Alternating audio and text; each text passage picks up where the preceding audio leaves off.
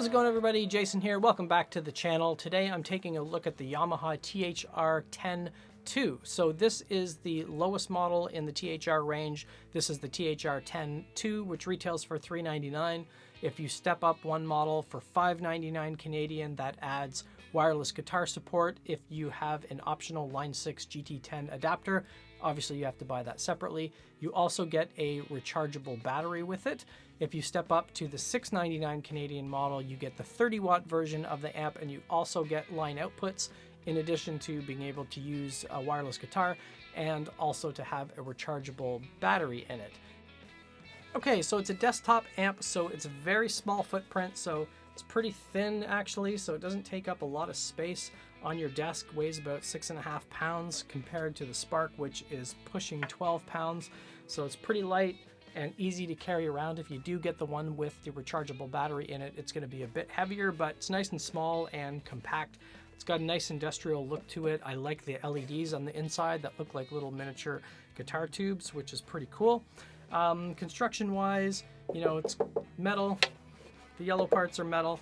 This is like cheap 90s GM car plastic, but look wise, looks really good sitting on the desk, looks really good in the music room, looks really good sitting on a shelf. I actually prefer the look of this to the Spark, but the Spark amp does feel like it's using higher quality materials in it for about the same price, but you honestly can't go wrong with either of them. So hardware controls, you've got your presets up at the top. Presets 4 and 5 act as your Bluetooth reset, so when you have problems with Bluetooth, you can hold those two down and that will allow you to pair it again. It's really cool that it has a screen here for your tuner, so it will actually display the note, and then it will display little arrows left and right if you're sharp or flat, and then a green dot once you're actually in tune. Your tuner button, you hold down the tempo tap button here, and that will put it into tuner mode, pretty much like every other desktop app and amp out there. The amp control selector here will allow you to go from clean to crunch to lead, high gain, special, acoustic, bass, and then something called flat. So if you switch it to flat, that actually changes the EQ curve of the output. So if you're using it as a Bluetooth speaker, it will sound more like a speaker and less like an amp, which is actually cool. Your controls here are basically the same as any other desktop amplifier. You've got gain, master, your 3 basic EQ controls, and then your effects and your delay and reverb, which are a little bit different. I'll get into that in a second. And then you've got your guitar and your audio controls here as well, so you can adjust the input of your guitar and then the output of the audio. So if you are using this as an audio interface and it's playing through there, this audio controls it. Inputs and outputs, you get one guitar input, headphone jack, auxiliary input to hook up your music player to it, and on the back you get your power adapter and your USB connector as well. If you step up to the THR 30, you also get line outputs on the back, but for double the price, not sure I would actually pay for that. So coming back to these two controls, the effects and the echo and the delay, it's cool the way they actually have this implemented, so you don't have to fiddle around with the app to change those. You've got chorus, flanger, phaser, and tremolo with a 0 to 100 slider, and you can adjust those right there on the spot, and I'll show you the other customizations you get with the apps in a little bit. Echo and reverb is the same, so you can have just your echo turned on. You can have echo and reverb, spring reverb, or hall reverb, and then you get some little adjustments between basically 0 and 100 there. So controls, simple to use, nice and light, looks pretty cool. Love the glowing tubes on the inside. So now let's get into looking at the desktop app. All right, so I'm going to go through the desktop app first. It's available for Mac and PC, and then obviously there's a mobile app that is available for iOS and Android. Functionality is exactly the same, which is very cool. So you don't get a limited set of functionality on the mobile app, and then you have to use the desktop app to do more complicated things, which is cool. I will say that it's been very, very flaky for me. So the mobile app has crashed pretty much 100% of the time. It's either locked up or crashed completely. I don't know if that's just something flaky over Bluetooth where it's losing the connection and then the app times out and it crashes, not sure. The desktop app, the best way I've seen to keep it stable for me is I turn Bluetooth off on my computer, I open the THR remote app, and then I turn the hardware on, and then it connects through USB because I've got the USB cable plugged into the back here. Then it seems to be solid, but if I'm trying to do it through Bluetooth, it just seems like it times out and crashes more often than it probably should, to the point where it's almost unusable.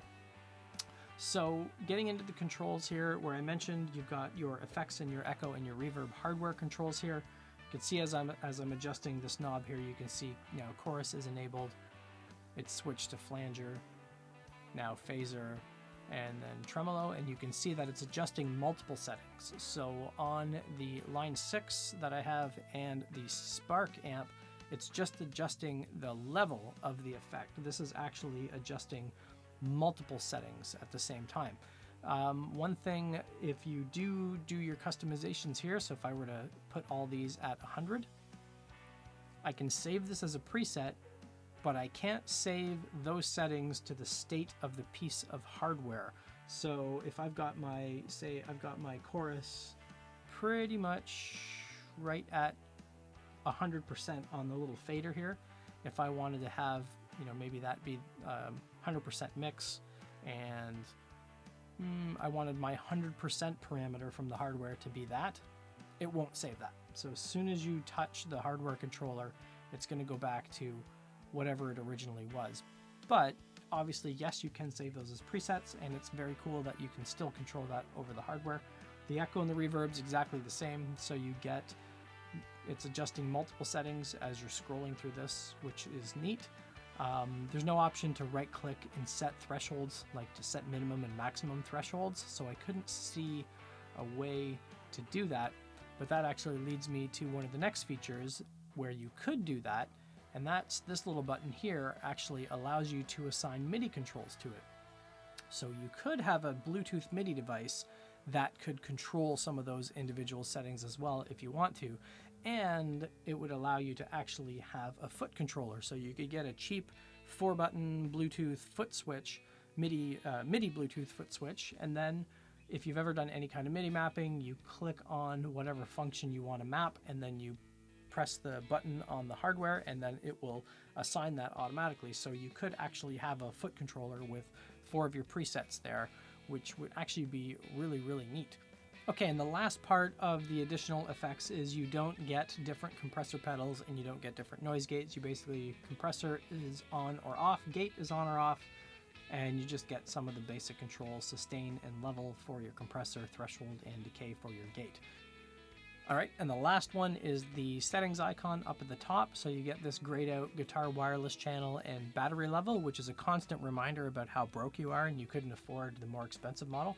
You also get the ability to change the EQ of your audio streaming, flat, V-shaped, and low boost. You can change the speaker tuning to open and focused, and to be honest, I didn't notice much of a difference when I was playing audio through this.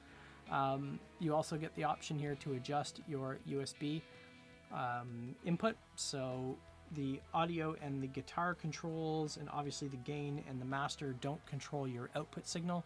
You've got that extra USB signal that you can adjust here. And the last is you get your record dry option. So if you've used the Line 6 products or the Spark, basically you turn all of the things off in the app, and that's what gives you a dry or direct recording signal. This one, you just click this little checkbox here and it will bypass everything and you can record just a dry signal. Okay, so the last thing before I get into some playing examples is your amp and your cabinet controls at the top. So you get the option to switch between modern, boutique, and classic. If you do step up to the THR 30, you actually can switch between those on the actual hardware itself. On the THR 10, which I have, you have to be in the mobile or the desktop app to be able to switch those. I'll do a quick playing example of each. The official manual doesn't really tell you, well, it doesn't tell you what amp heads it's modeled after, but I did find a picture on a forum where somebody said they found a picture from another site, didn't quote the site, to say what amp models these settings were modeled after. For me, I don't really care what they're modeled after. I think they all sound really good, and I think it's versatile enough that you can get some really, really good tones out of this. So you can switch between clean, crunch, all these different settings, and you can switch between modern, boutique, and classic for each of these. So you can see the LED just changes based on which one you have selected there. So that's pretty cool. And then obviously the hardware controls are the same as the hardware controls on the top for your gain, master, and basic EQ. And then the last is your cabinets. So you can swap between different cabinets, and those cabinets will change based on what setting that you're using. So if I switch this, say, to high gain, now you can see that I actually have more cabinets for high gain. If I switch back to clean, you can see this is switched to just a small handful of cabinets. So it's nice that you have the ability to customize that. I'm going to leave a link in the description to a picture of what people speculate are the amp heads used for it, plus the one page in the manual that actually shows what modern, boutique, and classic mean in the context of how they actually modeled this. So let's get into some playing examples.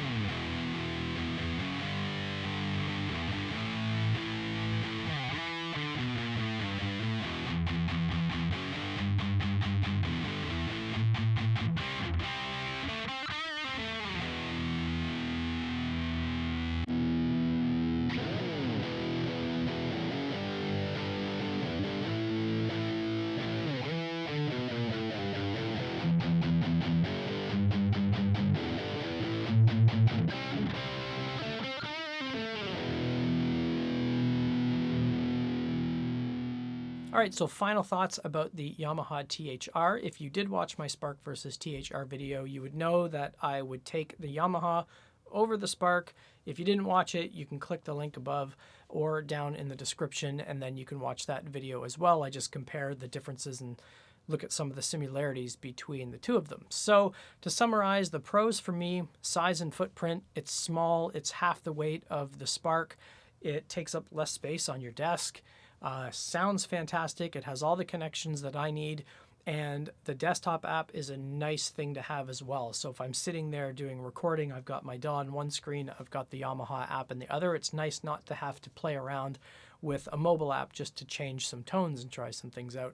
The other great thing about this, I think it looks fantastic, especially in low light when those little LEDs start glowing. It looks kind of cool, and it really does sound fantastic. I think it's more clear and it's more crisp than the Spark, especially when you turn it up, and it's only 20 watts as opposed to the Spark, which is 40 watts. The biggest drawback for me has been the stability of the mobile app and the desktop app. So I don't know if that's a Mac ecosystem thing or just because if I have it connected through Bluetooth, maybe the Bluetooth connection isn't so great. So while the app or the desktop app are waiting for a response from the hardware, it doesn't get one and it hangs, but it's been very, very finicky for me. I've updated the firmware. I have the most recent version of the app, so who knows what that could be. But remember to like and subscribe. I'm going to be doing more videos on this little beast, getting into recording bass and acoustic guitar and some of the other same comparisons that I've done with a lot of my Spark videos. So do you have this little beast, or are you thinking about choosing between this and the Spark? Drop a comment below. Remember to like and subscribe, and I'll see you on the next one.